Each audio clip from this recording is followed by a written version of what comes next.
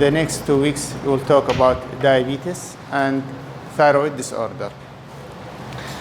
In this lecture, we'll discuss the pathophysiology of carbohydrates, definition and classification of diabetes, clinical representation, and diagnosis of diabetes. Blood sugar is tightly maintained through a balance between glucose output and glucose utilization by peripheral tissue. There are two sources for glucose output, and include the oral intake and from the liver through process of glycogen lysis and gluconeogenesis. And you know the difference between both the process. Okay? Gluconeogenesis means formation of glucose from non-carbohydrate sources. This balance is maintained through two groups of hormones. First group responsible for down-regulation of glucose, for example, after oral intake, which include what? Insulin and amylin and incretin. Most important incretin who GLP-1, glucagon-like peptide. Other group of hormone responsible for upregulation of glucose when there is an increase in demand of glucose, for example, after exercise or during fasting. And these hormones are glucagon, cortisol, and catecholamines, which called also counter-regulatory hormones. Few words about insulin. Insulin is a polypeptide hormone secreted from the beta cell in the endocrine part of the pancreas, which called islets of pancreas, composed of beta cell and alpha cell. The main stimulus for insulin secretion is glucose and to less extent amino acids. The main action of insulin is to facilitate entry of glucose to the tissue by opening the glucose receptor. Other effect of insulin is anabolic effect. It means it inhibits lipolysis and inhibit glucose production from the liver by inhibition of glycogen lysis and gluconeogenesis.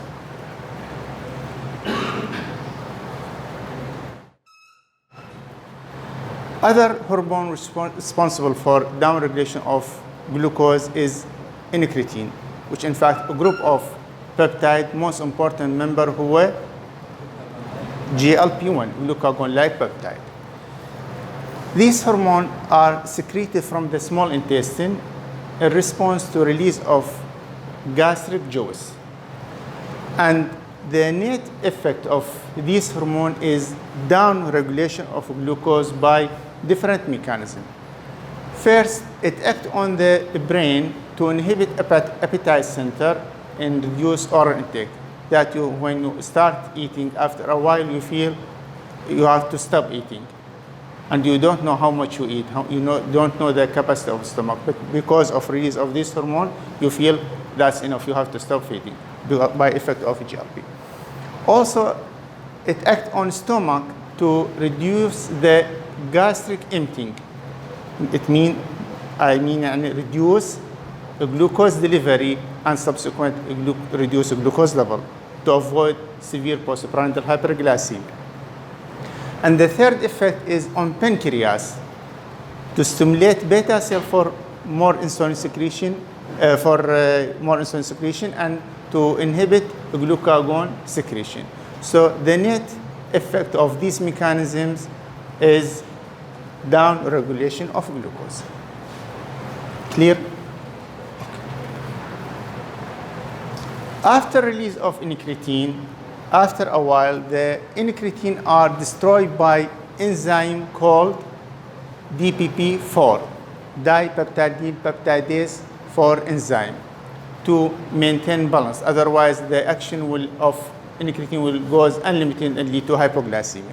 So after a while, this incretin peptide destroyed by this enzyme to maintain a balance.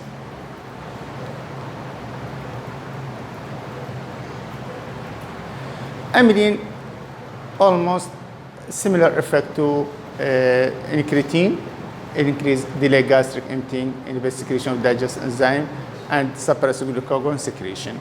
Also, it helps in downregulation of glucose. Now we come to definition of diabetes. What is the definition of diabetes? Anybody? What is diabetes? Yes. Yes. Yes. Good. What else? This is enough. All the problem is hyperglycemia with complication. So diabetes, there are different definitions for diabetes, but the accepted definition is a clinical syndrome characterized by hyperglycemia. Due to what? Due to either absolute insulin deficiency, as in type 1, or relative insulin deficiency, as in type 2, because of insulin resistance. But this is not all the problem.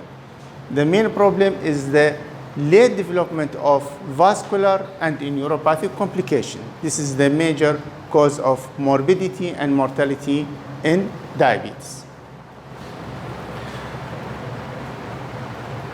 In this lecture, you can see different questions in the red line. You have to read this question as part of your homework, okay? Which is required from you. There are 3 facts about epidemiology of diabetes. You have to know them. First fact, diabetes is pandemic disease. It means no area in the world is escaped from this disease in different prevalence. For example, in Middle East and North Africa, the estimated prevalence is about 10%, 9.7. I mean, for each 100% of population, there are 10% affected with diabetes. In United States, North America, about 11.4%, and etc. So no area in the world is escaped from diabetes. It is a pandemic problem. Second fact, the prevalence of diabetes, in spite of wide prevalence, but is not fixed problem. It is a growing problem. For example, the estimated number of diabetic patients in 2013 is about 380 million and expected to be about 600 million in 235. So there is rapid rising in the incidence of diabetes. And there are many causes for this expansion. Most important factor known till now, which is the main factor for increased incidence of diabetes. Now, lifestyle, I mean diet habit, sedentary life, which was subsequent obesity and increased insulin resistance. In United States, they found there is stabilization of incidence from 2008 till now. They don't know exactly why, probably because of education about obesity, but in other words, the incidence is rising. The third fact about diabetes is the presence of undiagnosed cases. And it has been estimated that the number of undiagnosed diabetic patients is almost equal to the number of diagnosed patients. I mean, if we have now about 400 or 500 million of diabetic, we have another 400 million of diabetic patients who are still undiagnosed because of asymptomatic disease or subtle symptom which not noticed by the patient and not screened by doctor. So now there are many screening programs in the world to diagnose the undiagnosed diabetic patient. So it is a big health problem. Now, what are the main types of diabetes? Anybody? Yes? Yes, the classical type of diabetes were type 1, type 2, and previously at our days, it was called insulin-dependent and non-insulin-dependent diabetes. And type 1 diabetes is insulin dependent, require insulin for treatment, usually occur in children, while type 2 usually occur in adult, usually. Other types of diabetes are gestational diabetes, which occur during pregnancy for first time. Maturity onset diabetes mean type 2 diabetes, but occur in young age, in adolescent. LADA, late autoimmune diabetes of adult, which mean type 1 diabetes, but occur in adult. And diabetes secondary to pancreatic disease or drugs or other endocrine disorder, like hyperthyroidism, Cushing syndrome, also can lead to secondary diabetes. In 2018, there was a new classification of diabetes, although not widely accepted till now. But according to this Scandinavian study, diabetic patients classified into 5 clusters. First cluster who are severe autoimmune, they have insulin deficiency because of autoimmune destruction of beta cell. Cluster 2, severe insulin deficit diabetes, but not due to autoimmune disease, due to other process. Cluster 3, who are severe insulin resistant, which occur in adult usually. Cluster 4, mild obesity related, and the cluster 5, mild age related diabetes. So according to this classification, not necessarily to find autoantibodies in type 1 diabetes. There are 2 subtypes, might be due to autoimmune process and might be due to other factors. Now, how diabetic patient, how we can differentiate between type 1 and type 2? This is important because it affects the management of the patient. Okay? In general, type 1 usually occur in children and adolescent, peak at adolescent. But as we said, nowadays many adult diabetic patients have type 1 diabetes. So you have to look for this possibility. Usually they are thin, but not necessarily. Usually they have short history. When the family brought their child, they said he was healthy until 1 week ago. He started to develop polyuria, polydipsia, weight loss, and we suspect diabetes, screen our child and found to be diabetic. So usually short history. And in type 1 diabetes, the patient might present with DKA. For first time present to the casualty with DKA, and you have to be alert for this presentation because you might miss the patient because of different diagnosis, because it might be diagnosed as acute abdomen or something else. You have to be alert for this point. These are clinical, and we have laboratory tests to differentiate between type 1 and type 2. You have to read about them. Type 2, on the other hand, usually in adult, but it can occur in children. And now there is an increased incidence of type 2 diabetes in children because of increased prevalence of obesity among children. Okay?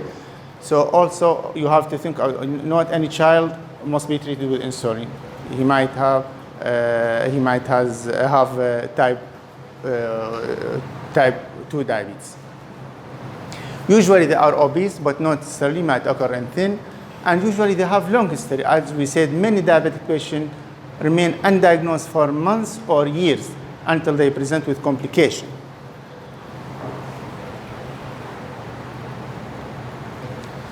Now, somebody might ask why diabetes occur in this child, not in that, in spite of similar lifestyle, similar diet habit. Why? For type 1 and type 2, we have genetic susceptibility and we have environmental factor. In type 1, the genetic susceptibility has been found to be associated with HLA DR3 and DR4. And the most important environmental factor was viral infection, like Coxsackie-B virus. Now, how this virus initiates diabetes in genetic susceptible patient? When the infection occurs in such child, it will induce formation of autoantibodies called islet cell antibody. Okay? These antibodies start to attack beta cell. And when damage of the beta cell exceeds 70%, there will be significant reduction in the level of insulin that lead to clinical manifestation of diabetes. So this process might take months. I'm not thinking this occur within days. It might take months. That's why some families blame a stressful situation around the child and blame this stressful situation as a cause of diabetes. For example, the father blaming their child, or the teacher hit their child. I think this is the main cause. This might be aggravated the presentation, but actually the process occurred for months before until the patient presents with this disease. In type 2 also, there is genetic susceptibility. Not every obese patient liable for diabetes. Genetic susceptibility. And there are other factors which increase the risk in genetically susceptible person. These are diet habits, sedentary life, obesity, age of the patient, and family history or history of gestational diabetes in the female. The events of type 2 usually start with insulin resistance. Initially, there is insulin resistance. And why insulin resistance? There are many factors act together to increase insulin resistance. Like what? Most important? Obesity, yes. Hyperlipidemia, sedentary life, family history. All these factors play a role in the insulin resistance. But this problem is initially can be compensated by increased insulin secretion from beta cell. And again, the patient might remain undiagnosed or with normal glucose tolerance until months or years. When the beta cell become exhausted or damaged because of hyperactivity and deposition of abnormal protein in the islets of Langerhans and become unable to compensate for insulin resistance, there will be insulin deficiency. This, together with insulin resistance, lead to manifestation of diabetes. Okay? So in type 2, there are two factors, insulin deficiency and insulin resistance. While in type 1, the main problem is insulin deficiency. Any question about the pathogenesis? Clear? Gestation diabetes, as we said, gestation diabetes means diabetes occur for first time during pregnancy. And when diabetic female become pregnant, we don't label her diabetes as gestation diabetes. But when diabetes occur for first time during pregnancy, called gestation diabetes. The incidence is about 5% of all pregnancies, and most of them recover to normal glycemic state after delivery. But 50% of them have risk of permanent diabetes in the future. So they are liable for diabetes, permanent diabetes. MODY, as we said, it is a certain form of diabetes, which is like type 2, occur in children. Usually they have positive family history and usually can control by oral hypoglycemic, but eventually they might need insulin. And most important, first line treatment of oral antidiabetic agent for MODY who was sulfonylurea. Now, how diabetic patient present to us to put suspicion of diabetes? How they present? Now, yes, the classical symptoms which are familiar for even lay people, and many patients present to us in the clinic, they already investigate themselves. صار عنده polyuria, nocturia, increased thirst, they think about diabetes, they test the blood sugar and found to be high and then contact their physician. So the classical symptoms are polyuria, nocturia, and polydipsia.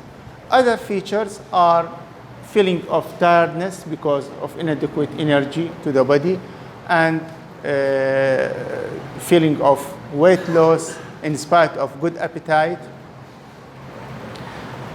Other features, other presentation, patients might present with mood changes, irritability and anxiety, blurring of the vision, or might present with complication. As we said, type 1 might present for first time with DKA, present to the casual with DKA. Or type 2 might present with neuropathy, or female might present with recurrent UTI. So you have to think about diabetes in female with recurrent UTI. But still, you have to remember, lack of symptom does not exclude diabetes.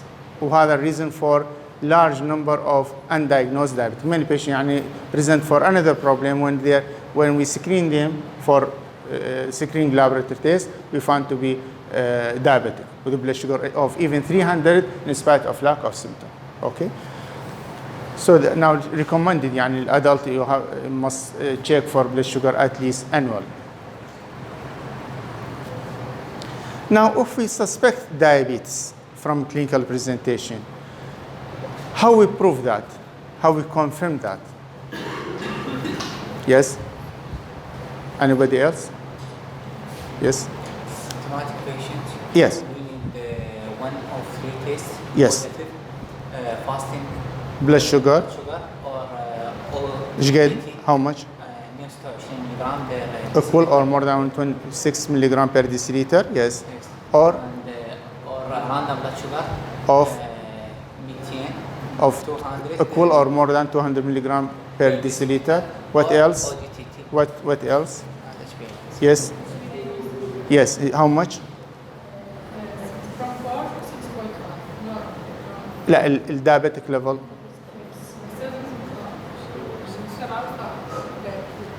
7 ايش قد 6.5 and above consider diagnostic level or glucose tolerance test. At any time of this test, you have to read about glucose tolerance test if you don't know. At any time when we record 200 milligram per deciliter, also consider diabetic test. So for diagnostic criteria for diabetes, you need one of them, not necessarily one or more of the following. Fasting. طبعا هنا I put in the two bracket fasting blood sugar. اللي شوفوا هذا in the routine work in the ward or in the outpatient clinic. Then we write fasting blood sugar. But this is not accurate name. The accurate name is fasting plasma glucose because we measure blood sugar in the plasma. So the centrifuge. Second point, we measure glucose, not sugar. The sugar different from glucose, you know. So the accurate name is fasting, but it is traditional use. For fasting equal or more than 126, random. طبعا random mean after how long from meal? 2 hours postprandial, yes, of 200 or more, and A1C of 6.5 or more, and OGT T of any time 200 or more. Yes. So if we test the blood sugar after, like immediately after the meal, Yes. would it be accurate or not? يعني هو must be normal, a normal person, but elevated mean might be impaired glucose tolerance, but not considered diabetic unless you measure it after 2 hours. High diagnostic criteria. Now, if we measure blood sugar for outpatient in the outpatient ward for one patient, and it found to be 130 fasting, is it diagnostic for diabetes or not? Yes.